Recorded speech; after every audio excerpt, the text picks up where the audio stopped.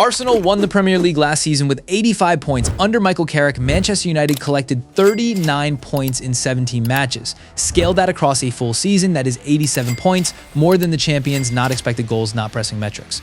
Actual points, actual results. And now they have added 2 midfielders specifically designed to solve their one remaining problem. So let's ask the question seriously, is Manchester United under Carrick about to become the title contender nobody is taking seriously enough? This is the full breakdown. What Carrick has already proved, what Santos and Tielemans bring, how this team will actually play, and what could still destroy the whole thing.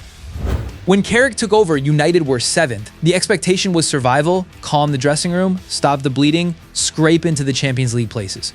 What actually happened was different. 12 wins from 17 matches, 2 defeats. They beat every other club in the top 6, more points than any other team in the Premier League across that same period. But the most important change was not the results, it was the structure. Carrick scrapped the 3 center-back system and returned to a straightforward 4-2-3-1, simple, and it worked immediately. Bruno Fernandes no longer had to start every attack from 40 meters out. Manu found his position again. Maguire was back in a back 4 that suited him. And the numbers reflected it. United played almost twice as many direct attacks, 50% more quick transitions, and delivered the ball into the final third far more frequently.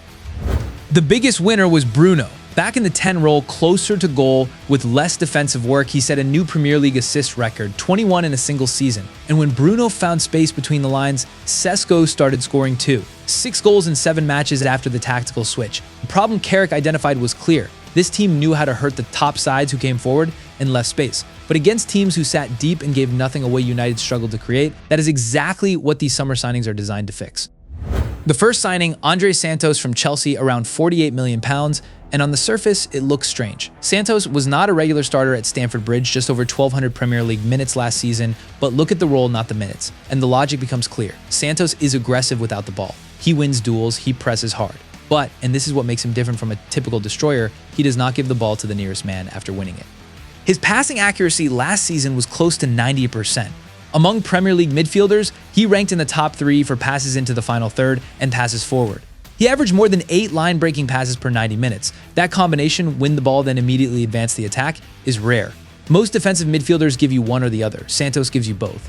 He is not a direct replacement for Casemiro. Santos likes to move to press higher to get involved in transitions. If the player alongside him is too attacking, the space behind them becomes a problem. Carrick will need to manage that. Think of him as a 6'8 hybrid. He adds energy and quality, but does not answer the question of a pure positional anchor in front of the defense. That question is still open. For now, Santos is the engine. The second signing tells you even more about Carrick's plan. Youri Tielemans from Aston Villa, around £35 million. Tielemans does not give you pace. He does not give you constant pressing. What he gives you is something United have been missing entirely, the ability to control the direction of an attack against a team that defends deep.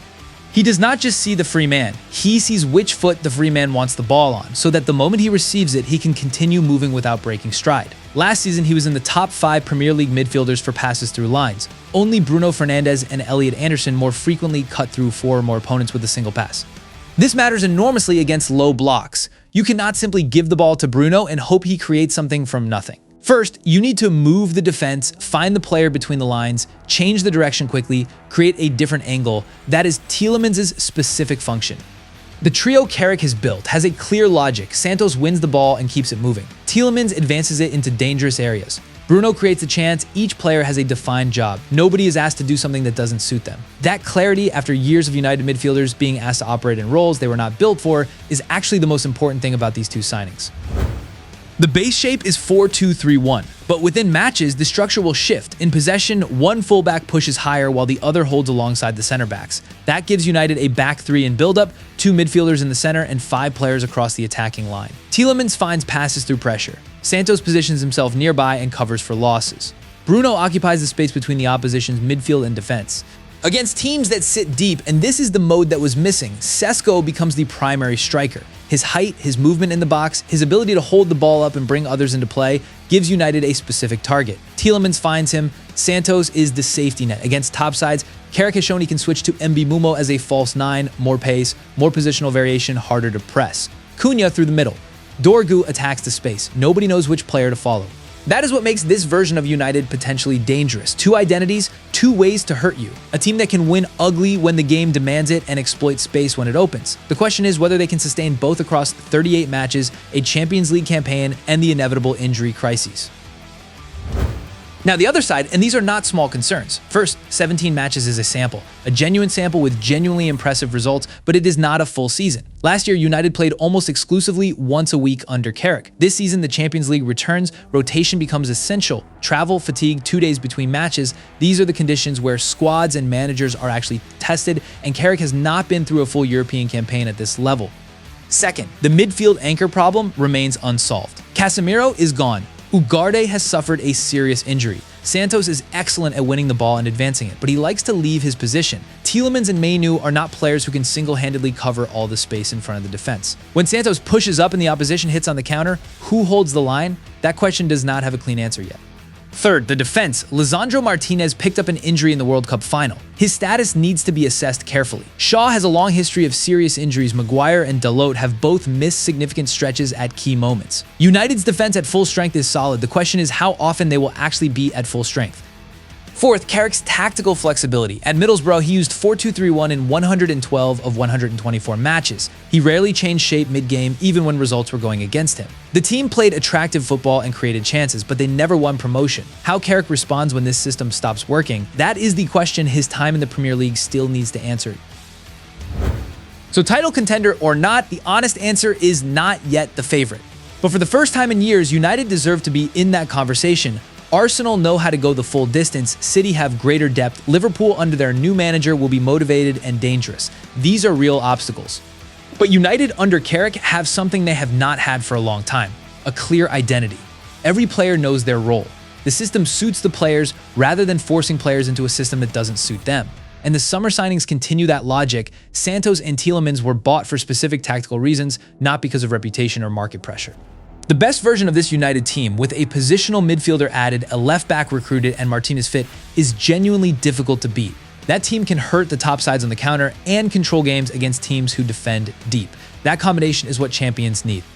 Carrick's next step is to prove he can manage the full complexity of a Premier League title race. The Champions League nights, the rotations, the moments when the system breaks down and something different is needed. 17 matches proved the potential. 38 matches plus Europe prove whether it is real United are not the favorites, but they are no longer the team simply trying to finish in the top 4. That, on its own, is significant. 3 questions before you go. Which central midfield partnership do you think Carrick should start with? Santos and Tielemans, Santos and Man Utd, or Tielemans and Man Utd? Who is the one signing United still need most? A pure holding midfielder, a left back, or another center back? And do you actually believe this United team can challenge for the title? Or is 17 matches still too small a sample to judge? Drop your answers in the comments. These are the debates that will define United's entire season, and I want to know where you stand before a ball is even kicked. If you enjoyed this breakdown, hit the like button. It genuinely helps the channel and tells me you want more of this kind of content. And subscribe if you haven't already, because this Premier League season has the makings of something special, and we are going to be covering every twist, every signing, every tactical shift from the very start. See you in the next one.